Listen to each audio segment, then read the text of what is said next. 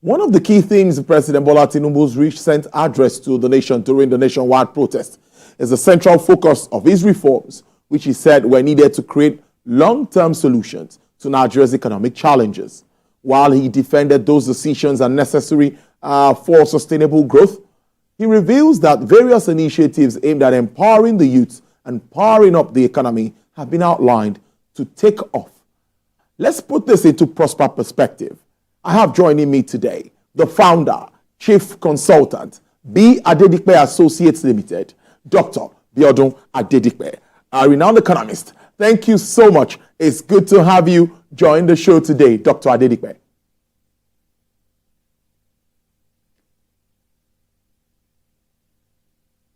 I can't hear you, Dr. Adedikpe. I don't know if you can hear me. To express my appreciation for you having me here. That is always a pleasure having conversation with you. Thank you so much. Loud and clear now. Doc, I think we need to start this way. Is it true that we've actually been maybe paying lip service, or there's been some challenges around economic management before now? And President Bola Tinubu came in and took that bold step to address these issues. But now we see this fallout. Some are saying that we need to decide where we are headed. Are we going to stay with these reforms, follow them through, face the challenges, and look at the positives at the end of the day? Or what do we do as Nigerians now to support government or to understand what government is telling us at this time? Right. Very good point to commence our conversation, as you said. Now, there is no doubt that Nigeria was at a crossroad at the time President Tinubu took office. No doubt about that. And secondly, the fact that the major reforms that his government brought up were not out of conversations before he came into office. These were things we discussed for years, maybe running to decades in some instances, in Nigeria. And that if we find the courage at some point to take on these necessary reforms, we must also be conscious that it is like trying to turn a huge ship in the waters. It doesn't happen instantly. It takes time to turn a large ship to start with. Then secondly, you cannot implement this kind of reforms without some measure of pain. It's like somebody who, let's say, is infected, by malaria, all right? And the treatment is of the nature that ordinary ingestible medication cannot handle. So this person therefore has to be subjected to injection. Now, injection is painful. Not many patients like it. I don't like injections, for example. I don't like it too. So now, what it means then is that if I have to be cured of that malaria infection, yes, I must endure the temporary pain that injection will bring. That is a natural thing. It happens in every sphere of life. So now, for me, therefore, the question should be whether these reforms were necessary. The answer is quite straightforward. It's a yes. Okay? Whether they should happen at this point in time, the answer again is yes. Whether there should be issue of sequencing, maybe, depending on who is looking at the issues. And again, when you look at everything, now those changes, the reforms are commenced. So typically, when you commence reforms, it brings challenges here and there. A responsible government will also take on a second level, which is what I've seen with this government. Okay? And I'll put that in context of the speech that the president made to Nigerians and our stakeholders on Sunday, 4th of August. Now, any speech in the context that we have, number one, reforms are taking place, is causing discomfort and bringing inconvenience, no doubt. And thirdly, people are reacting negatively to some of the changes that are necessary. So the question is, how should you communicate? For me, the president's speech ticks the 5 boxes that I expect such a speech to address. Number one is it demonstrated awareness of the situation of things. When we commence reforms, it's bringing some discomfort. It demonstrated awareness. That's number one. Number two, He also made clear to us the steps the government are taking so far, all right, which is necessary. The third one is, what are they going to do further? He also mentioned that in this, I saw that in this speech. Number 4 is what I call ownership and responsibility. And that's the point where I said that the buck stops on his desk. And for me, that's a winner. All right. And then finally, he recast the vision. What then does he expect to become of Nigeria in the near term? So if all of this we are in that stage, for me, therefore, it speaks to the reality of where we are. This service where we were, how we got therefore to where we are, which is an issue strategy, and then how we proceed from here to the future we desire. Doc, it's really a good way to start this conversation. But the fallout of the implementation, I think, is the crux of the matter at the moment. That's what everyone is talking about. Yeah. And this takes me to interventions that, of course, were to come in. The president says 9.1 trillion naira has been generated as revenue for the first half of 2024. That's a positive one. Also, debt servicing has reduced from 97 to about almost 70%, 60-something percent. That is also good news.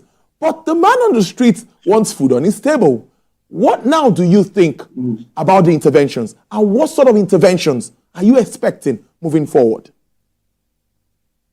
Thank you very much. Now, the critical element that is central to this protest is the cost of living, and especially the cost of food items, regular food items. So the questions should be, how do we increase that? Now, in the president's speech also, which is real anyway, there have been efforts made to ensure there is an increase in immediate availability of some food items, especially with respect to the waiver of duties and other levies on the importation of 5 categories of grains into Nigeria over the next 6 months.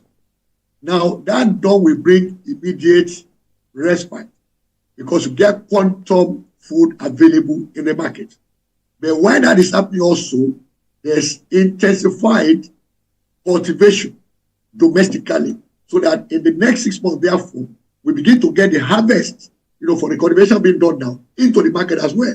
And then ramp that up to get into significant, stability in the prices of food items, and therefore bring that down to ameliorate the situation we are in. Where is the gap for me? And I take a point also for this government in the sense that we had for many years forgotten about river basins. As a river basin authorities, which of course are connected to farming, irrigation, and other such projects.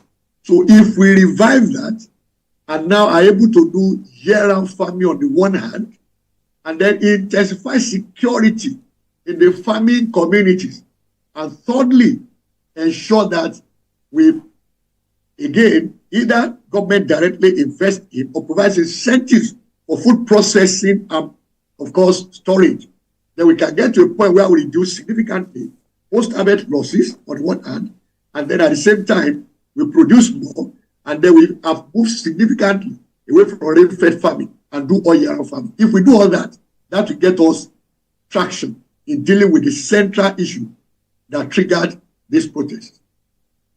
The next is 750 billion naira, 570 billion naira, I beg your pardon, has been released to 36 states of the Federation to support citizens. 600,000 nano businesses benefiting from all of this. But some will talk about management of all of this by state governments and, of course, even down to the local government level.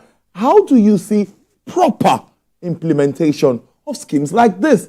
The money is huge. And when Nigerians and everyone hear about this figure, they expect something to come their way.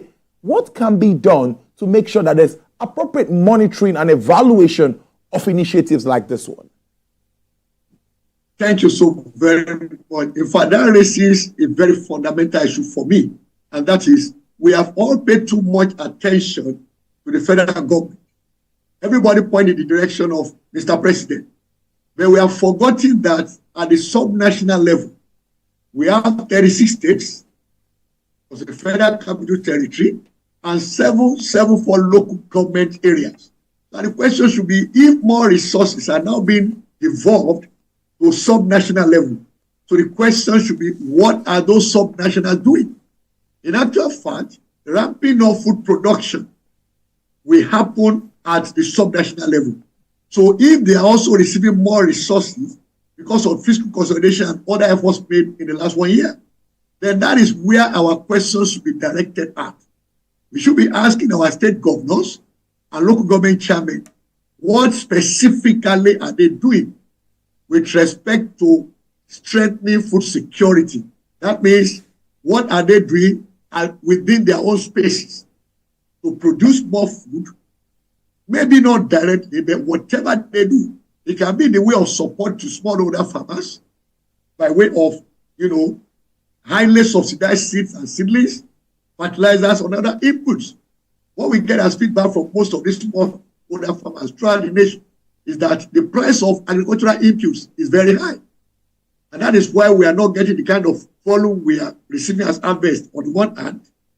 Security is still a big issue. And that is something that also must be addressed at the subnational level. They are closer to the grassroots. They also, by all means, should know what is happening there and what is to be done. So if they take hold of this responsibility, we may not have any need for all of us to keep looking at Mr. President to come to our domain to solve problems that we face. Dr. Adedipe, let's talk about our oil and gas sector, which is, of course, the money bank for Nigeria. Of course, that's still our focus. We still get a lot of funds from that sector. I think increase in oil production is something that you've always talked about. For us to ramp up production, government can generate more revenue. But I'm asking you now this question in relation to the implementation of the Petroleum Industry Act. That act is supposed to open up that segment. But with what we see now, I don't know, you are the expert. It seems to be on a hold because a lot of executive orders are coming in trying to also, ease up that segment. What is your understanding of the oil and gas industry at this time, and what are your expectations moving forward? It's important for the country. Yeah, you are very correct there. Whichever way we look at it, the oil sector is still critical to our economy, given that the bulk of our foreign industry comes from that sector. Okay? But we've had challenges as well, in the sense that the previous administration took a lot of facilities on gauging some of our exports of crude oil, maybe some other hydrocarbons as well. Yeah. Now, for us to derive benefit from this, we need to produce more and ensure that what is produced is not stolen. So if we therefore look at the data put out before us all, and that is increase in production from 1.4 million barrels per day to about 1.6 million barrels per day is good news. So, but we need to go beyond that. And don't also forget that what we produce and can export, according to the OPEC allocation, does not include condensate, all right? So which gives Nigeria a kind of advantage. So which means then that the critical issue for us is not so much as attracting investors to that sector, even as the Petroleum Industry Act is currently. The challenge is oil theft, which if we can address decisively and reduce significantly and possibly ultimately eliminate, then we might have investors come into that space and rapidly ramp up production. Yes, we are making some production gains, no doubt. But that is an area we need to produce more. Now, the connection to the other leg of it is the signing of, or let me say, like you said, an executive order that allows NNPC to sell crude to domestic refineries in Naira, which is a major improvement in that space. Because some of us have canvassed for that for many years. Personally, I've been in that for about 7 years that I've been canvassing for that. Even before the Dangote refinery came into, completion. All right?